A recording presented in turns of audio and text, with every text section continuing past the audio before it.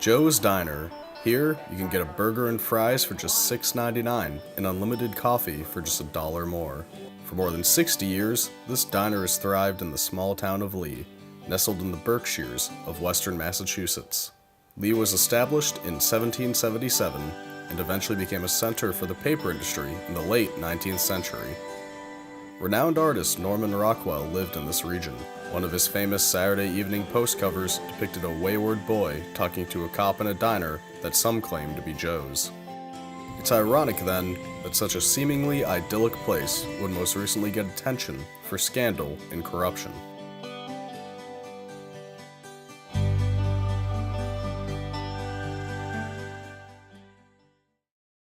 In 2012, the town of Lee appointed Joseph Buffis to chief of police. At first, he was highly regarded. He was a nice young man, and as an officer and then as chief, he seemed very fair. He seemed very straightforward. I never had any kind of complaint about him. And matter of fact, I don't know hardly anybody that ever had a complaint about him. He just had this winning, outgoing way about him. But things would soon take a turn. The thing up at the lake, that's what started the whole mess.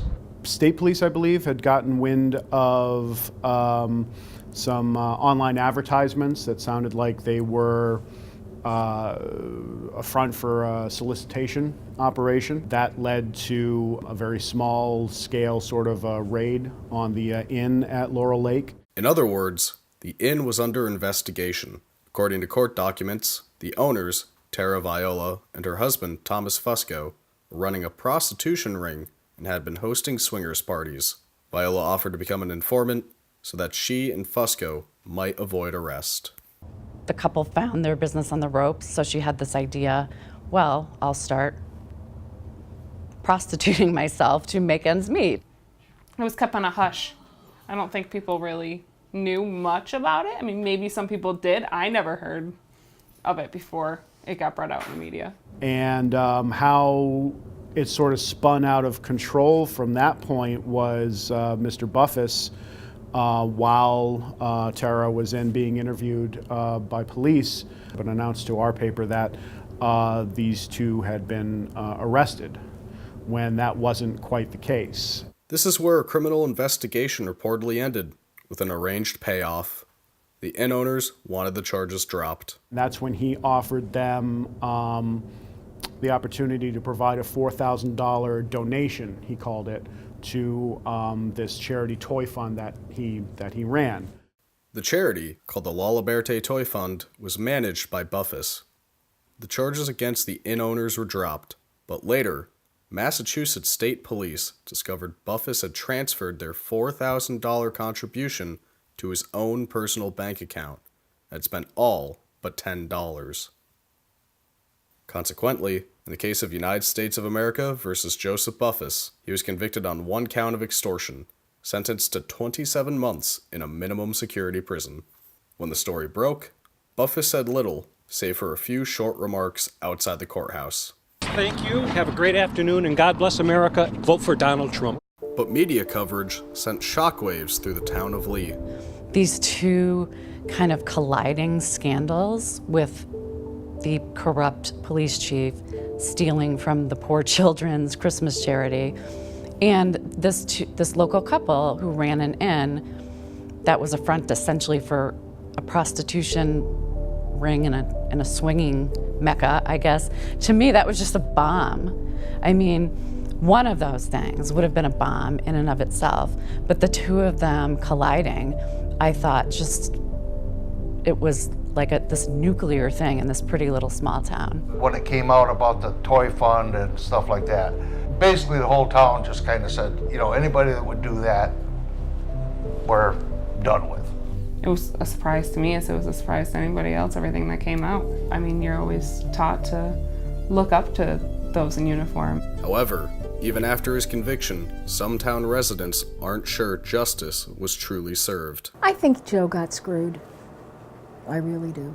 The selectmen, I think, had to cover their own tail feathers, and they did. He's paying an astronomical punishment compared to these people. I don't even know if they went to jail, if they were fined anymore. And I don't think that that's necessarily fair. I think if that's really what they were doing and they were found guilty, which apparently they felt they were if they gave $4,000 to someone, you know, as a fine, then I think they should have been held accountable. No matter what anyone thinks about Joseph Buffis, one thing is undisputed. The La Liberté Toy Fund has been tainted as a charity. It's been affected drastically since then. Christmas time, it used to get thousands and thousands of dollars, and now hundreds. It's so sad. The scandal seems to have opened the eyes of many to the potential for corruption, even among those whose job it is to maintain order and justice.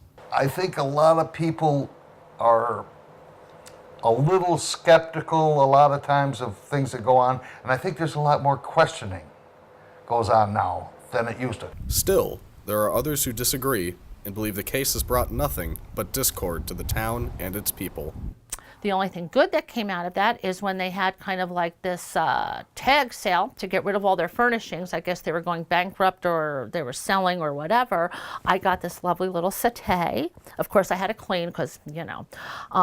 So now I get to kind of say that, you know, some of my furniture came from, excuse the language, the local whorehouse. So it's kind of quiche. We're hardy New England folk. Bad things happen, we get our feathers ruffled a little bit, and then life goes on. When something like this happens, you know, once everything gets finished and there's a process, this time there was a conclusion. So with that conclusion and him going to jail, I think there's a lot of closure for people. I don't know. I feel like people aren't gonna forget it. People don't shake things off like that in this town. You steal from the town itself, you're stealing from all the people in the town. And I feel like that's the way that this community looks at it. Joseph Buffis will soon know what reception he'll receive in Lee, as he's out of jail and serving the rest of his sentence under house arrest. We got in contact with him, but he declined an interview. In the end, the Buffis case left Lee divided. Divided about the lessons to be learned from what happened, and divided about the police chief himself. They put this parade of character witnesses up on the stand, friends and townspeople, who said he's the type who will help old ladies across the street. He'll give people breaks, he's kind to people. I think that probably was true also.